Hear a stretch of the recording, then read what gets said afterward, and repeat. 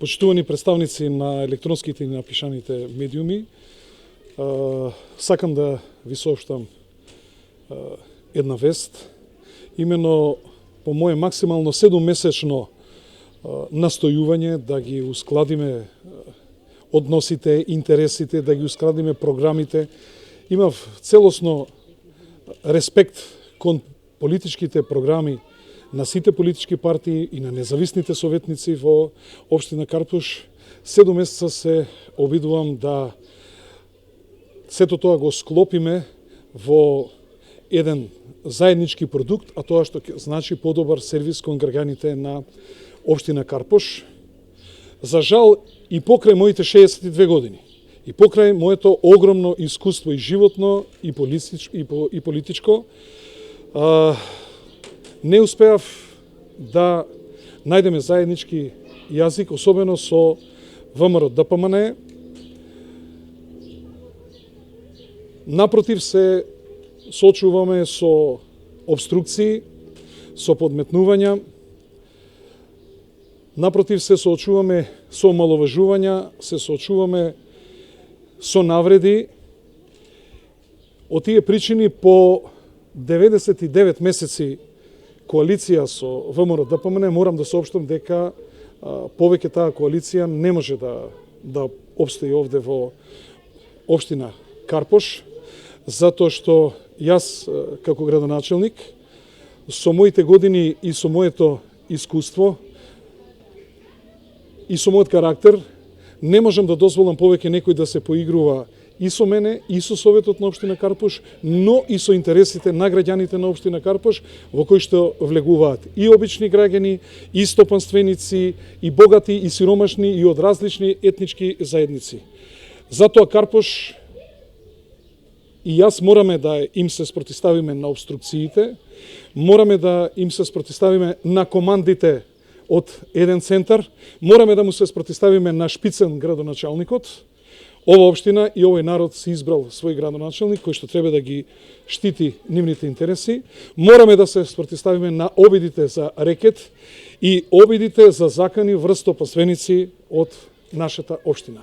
Јас сум градоначалник на сите граѓани во општина Карпуш и од тие причини имам обврска да ги штитам интересите на сите граѓани во општина Карпуш, без разлика на имотната состојба, без разлика на тоа што работат, без разлика на нивната етничка, верска и национална припадност.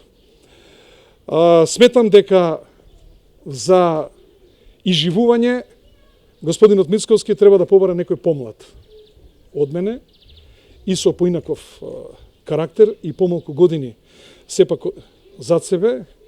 Повеќе ова не може да биде толерирано. Морам да кажам дека во ВМРО ДПМН имам многу драги пријатели, со некои веројатно и до гроб ќе останам пријател. Жал ми им се извинувам на членовите на ВМРО ДПМН кои што искрено ме поддржале во изборна кампања и апсолутно имам респект кон тоа што тие ме поддржале и сакам да кажам дека се што имаме договорено и што имам обврска према членовите на ВМРО ДПМН во општина Карпуш ќе биде испочитувано. Никому нема влакно главата да му фали, како што и досега не фали ниту на некого од СДСМ или било која друга политичка партија. Моите обврски и натаму према членовите на ВМРО ДПМН ќе се ги исполнувам. Секој граѓанин, вклучувајќи ги членовите на ВМРО ДПМН и во полноќ може да ми се обратат за било што сметаат дека јас сум тој што можам да помогнам, но во исто време моите разговори натаму прекинуваат со господинот Христијан Мицковски и тој е единствениот виновник зашто ја расураме ова коалиција која што функционираше во многу тешки моменти. Знам дека сега ќе имаме приказни од типот ќе оди со СДСМ и така натаму. Значи, кога аргументите ќе ги снема, тогаш настапуваат инсинуациите. Не правам коалиција и не правиме коалиција со никого. Остануваме со граѓаните на општина Карпуш. Сите советници што сакаат да соработуваме на решавање на одредени проблеми на граѓаните, бујрум и се добре дојдени и ќе бидеме поддржани. Повеќе тајниот непријател не можам да го трпам. Од тајни веројатно има причина да станеме јавни непријатели и виновник за тоа не сум јас. Се обидував долго време да ги ускладиме односите, меѓутоа и да се вмешате во внатрешните работи на една политичка партија, да преку грбот на граѓаните се обидувате да вршите притисок врз еден градоначелник и да вие бидете тој кој што ќе командувате со општина Карпош, а за тоа граѓаните не ви дале мандат и не сте бирани, и ако сакате да бидете градоначелник, бујрум наредните избори ќе дојдете овде да се кандидирате.